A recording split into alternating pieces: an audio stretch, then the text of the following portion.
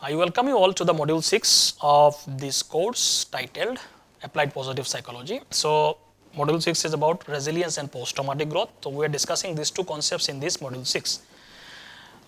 Today we are talking about lecture number 16, second part 2, where we are discussing the concept of resilience, how to understand and build resilience.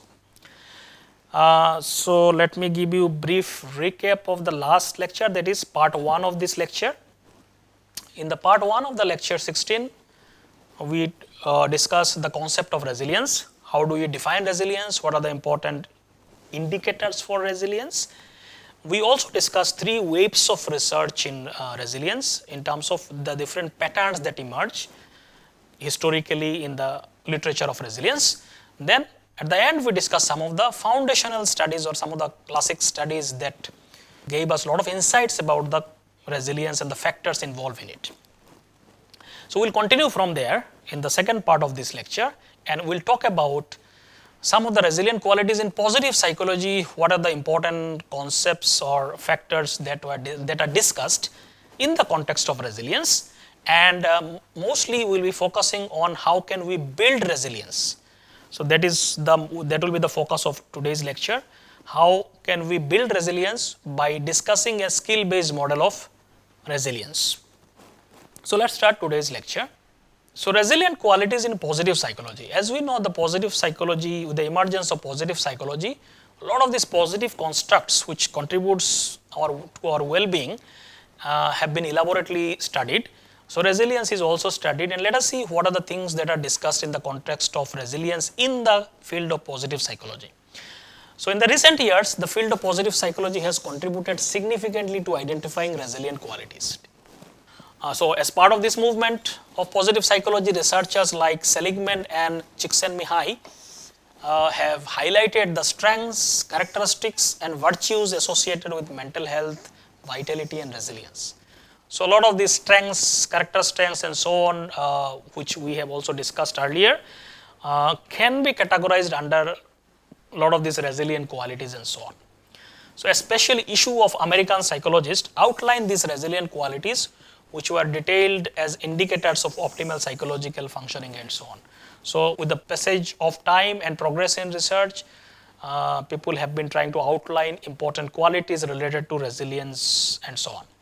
Some of the key qualities that are identified which are related to resilience include happiness in a broad sense, subjective well-being.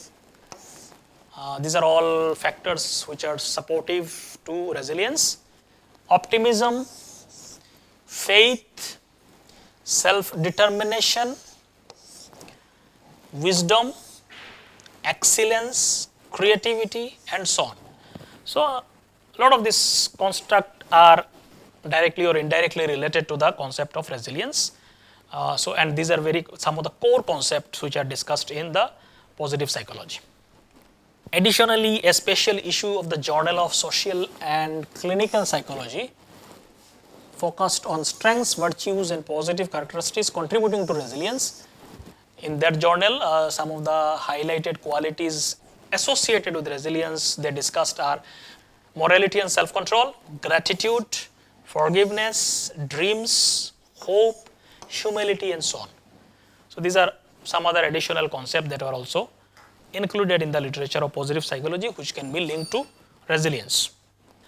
These resilient qualities reflect an evolving understanding of resilience. Now, if you look at the earlier researches, their focuses on the resilience were very specifically on understanding how to overcome adversities.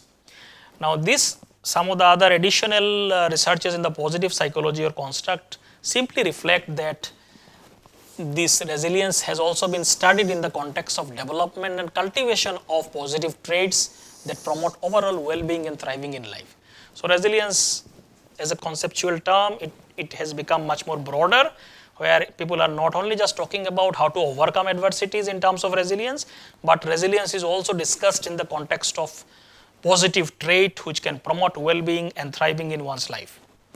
Now, let us look into how can we build resilience, what are the important ingredients that we can take from all the existing findings in literature by discussing a model that we'll try to understand.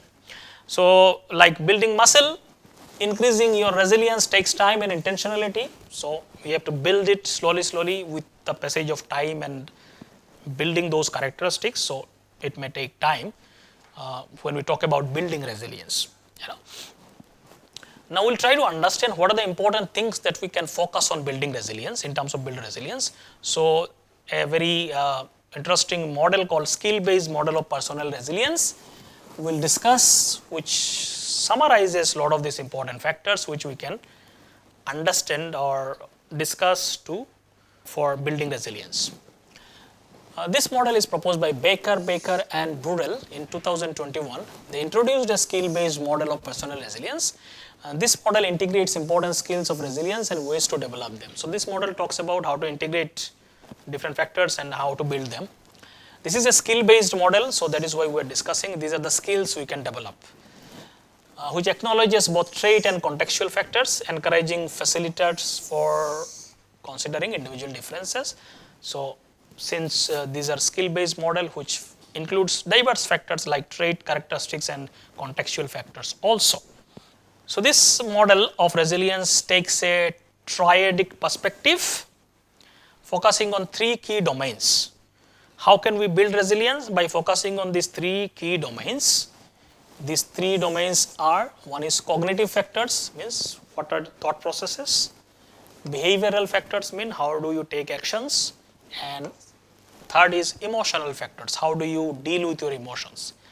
Cognitive factors, emotional factors and behavioral factors, three factors are important in terms of understanding and building resilience. Each domain plays a distinct role in different stages of the resilience cycle. During initial survival, recovery to normal functioning and ultimately achieving psychological growth. In all the three aspects, resilience can play a very important role. All these factors, cognitive, behavioral and emotional factors can play an important role. So this model has two important sections. One is about contents. What are the important contents or factors that we should focus on for resilience training or building? And the second important aspect of this model is the process factors, which are critical for successfully applying from the processes. So content and process factors. So let us start with the contents of the resilience. So in order to develop resilience, what are the contents or factors we should focus on? This model is structured around three core modules, each reflecting on different aspects of resilience.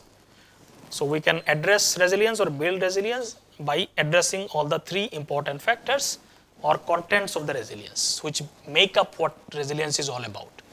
One is focus on emotional resilience, then resilient thinking or thought processes, and the third one is behavioral response, which is about balance and recovery. So let us talk each of them briefly. So this is the model or the depiction of the model. So here it is the core aspect is resilience, then there are different factors associated with it. So there are three important content of resilience. One is emotional resilience, then there is a resilient thinking, and then there is a balance and recovery. These are like behavioral component. Now each of these three component has different sub-factors. For example, for emotional resilience depends on social connection, positive emotions and emotion regulation. Resilient thinking depends or it is promoted by flexible thinking, optimism. Balance and recovery or behavioral component is facilitated by balancing demands in our life and taking self-care. So very briefly I'll talk about these factors. And so one is factors related to emotional resilience. So emotional resilience, how can we build it? At the emotional level, how can we become more resilient? One is, the important component is emotional resilience is enhanced by emotion regulation ability. So the more you are able to regulate your emotions, control your emotions, direct your emotions, the more you will become emotionally resilient. You are able to bounce back and control emotions to deal with the situations. So emotional resilience is about ability to manage physiological and emotional response to stress. So when stress happens, trauma happens, there are many changes that happens in the body, there are many changes happens in the mind. which we can broadly call as a lot of disturbances and happens, which kind of disturbs our homeostasis, and then we try to build them.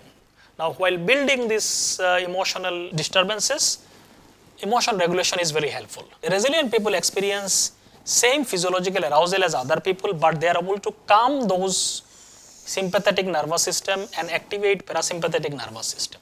So whenever we face any stressful situations or traumatic situation, our physiology gets activated, like specifically sympathetic nervous system. So our heartbeat increases, our skin temperature increases, and so on. So these are the indicators, like your whole system is in a disturbed position. So people with high resilient or ability to regulate emotion, they can quickly control those sympathetic nervous system and activate parasympathetic nervous system, which calms the system. So a lot of techniques we can learn to calm our physiological system when we are in the emotional disturbing situation. Techniques like mindfulness, which we have elaborately discussed earlier, acceptance of emotions, controlled breathing techniques. We have discussed some of these things already in the earlier modules. Arousal reprisal help manage negative emotions and foster effective problem solving. How do you interpret those arousal? How do you look at world, interpret situations? All these things will influence your physiological arousal, and the more you are able to regulate all these things using breathing techniques, mindfulness, acceptance, thought processes, more you are likely to adapt quickly and regulate your emotions, and your emotion regulation ability will enhance your resilience also, because then you will be able to better deal with the situation, because you can control the emotion. If it becomes too much, it is very difficult to deal with the situation. Then comes positive emotions. The more we experience positive emotion while facing difficulties and so on, the more we are likely to deal with the situation in a better way. So resilience is also linked to experiencing positive emotions. Positive emotions we have discussed elaborately earlier also, and it has a lot of functions, like it broadens our thoughts, builds our resources, and we are able to function in a much better way when we experience positive emotions. So positive emotion, if we are able to induce or get it from the environment, then it will enhance our resilience. Studies show resilient individuals tend to feel positive emotion like hope, excitement during challenges, which help them recover fast and cope more effectively. So the more you experience positive emotion, more you are likely to become resilient in the situation. So engaging with positive emotion enhances cognitive function, reduces cardiovascular reactivity, leads to greater overall well-being. So positive emotion also reduces those negative cardiovascular reactivity of heart rate and so on. So overall, they also contribute to emotional resilience. We can increase positive emotion. We have already discussed elaborately on that, but we can also develop skills of develop positive emotion or experience more positive emotion by developing skills such as savoring positive experiences, expressing gratitude. All this can boost resilience over time. The third one is social connection and support can also build your resilience or emotional resilience, especially if you have a strong social relationship, which are crucial for emotional resilience. That means more meaningful support system from other people. So whenever we face difficulties, if we get support from other people, emotional support or otherwise, we are more likely to deal with the situation in a much better way and become much more resilient. Because then all the problems are not coming directly to you, people around you are also helping you to face the situation. So now you are not alone to deal with the situation. You may have very limited resource in terms of dealing with the situation alone, but when there are 5 persons around you, their resources are also added to you. So you are able to fight with the situation or face the situation in a much easier way. So that also builds resilience. So research shows that resilient people are adept at forming supportive connections and using them to manage stress and so on. Positive reciprocal relationship where trust and emotional safety are present can enhance resilience by providing both emotional and practical support and so on. So that is very important factors. Social relationship, connection and support system builds resilience very strongly. So you can increase this factor or by making more meaningful relationship, so that can be a very important factors. So for enhancing emotional resilience, focusing on social connections, support system, positive emotions and emotion regulation. These three can facilitate resilience. Now the next factor is about resilient thinking. Resilient thinking, as the model shows, can be enhanced by flexible thinking and optimism. So for enhancing resilient thinking means in your thinking process you become resilient, not just, so emotional aspect we have already discussed. At the thinking level you can become more resilient by focusing on flexible thinking. Flexible thinking is about cognitive flexibility. It is the ability to shift thinking patterns to adapt to new or challenging circumstances. Whenever a problematic situation arises, that means it is no longer a new situation or no longer a normal situation. Things have changed around you. So you have to also cognitively adapt yourself to the new situation. If you just keep remaining in the earlier stage of thinking process, you cannot adapt. So you have to be flexible in terms of identifying the new situation and adapt accordingly. Now the situation have changed, new things are coming up, so accordingly one has to address the situation, and that requires flexibility in one's thinking, moving from older thinking process to the newer thinking process. So it's crucial for resilience because it allows individuals to overcome ingrained negative ways of thinking and better respond to the challenges. So this quality is very important for making you resilient. Things which can facilitate cognitive flexibility are like cognitive reappraisal.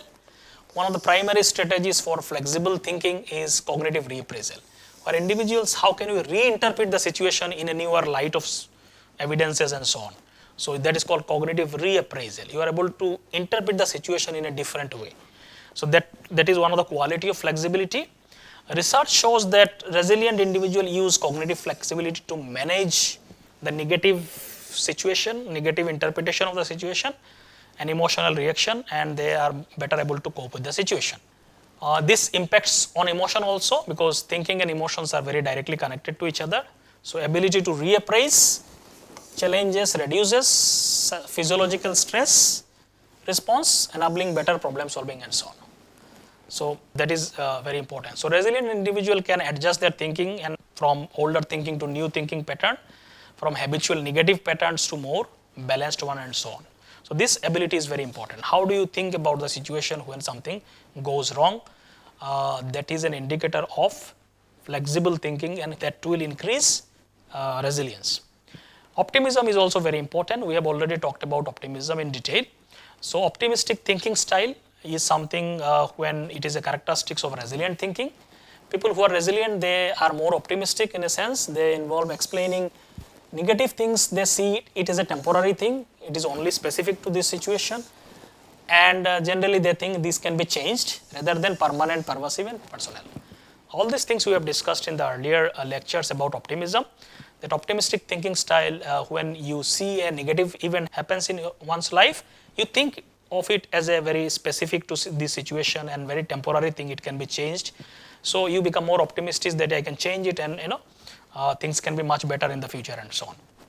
This gives them resilience and gives energy to work on and come back to your functioning level before the negative event.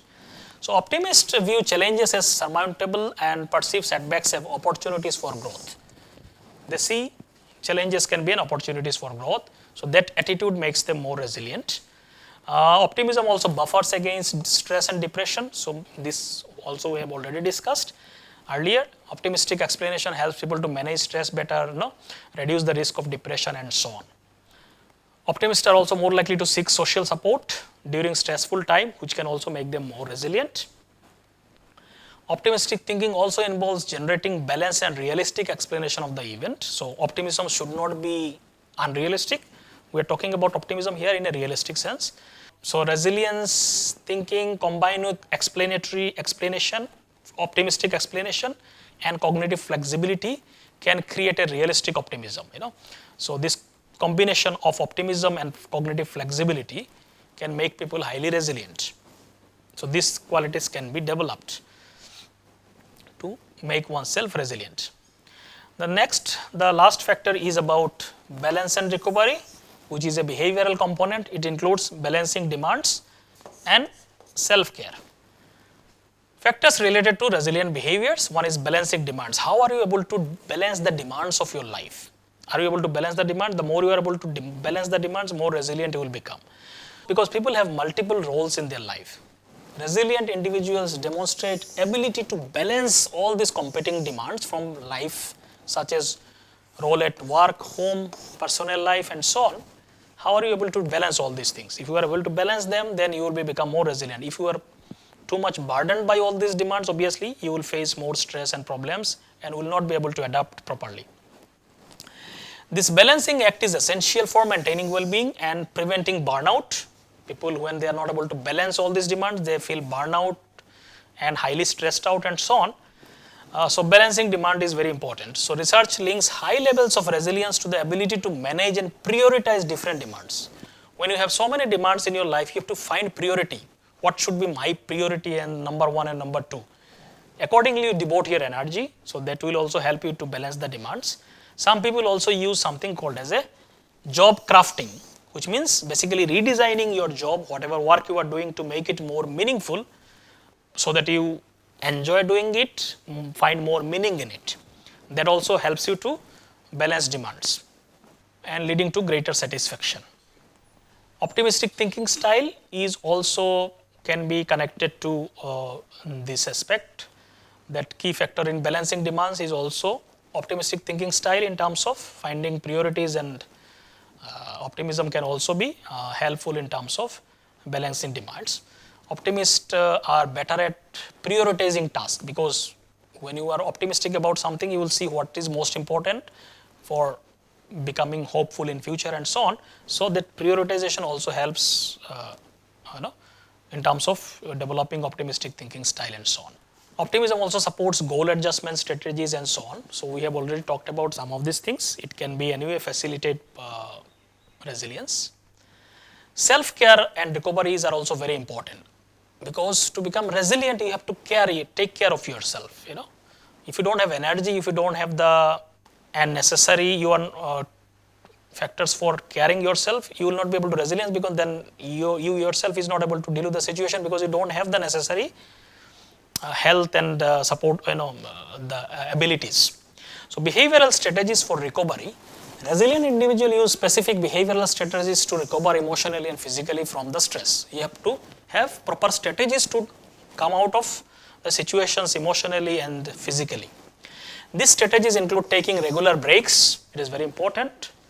Are you able to take break and give you enough rest? Accessing social support, taking support wherever you are not able to do things alone. Engaging in relaxation techniques, learning some basic relaxation techniques so that your system is not overburdened by stress. And participation in enjoyable hobbies and activities outside of work. Do things which makes you more happy, experience more positive emotion, whatever hobbies you have, enjoy that, so that also builds your energy and mindset and so on. Such activities support recovery by reducing stress, improving emotional well-being, and promoting resilience and so on. So this is also very important. So basically you have to engage in self-care over the long term. Resilient individuals develop greater awareness and engagement with the self-care activities.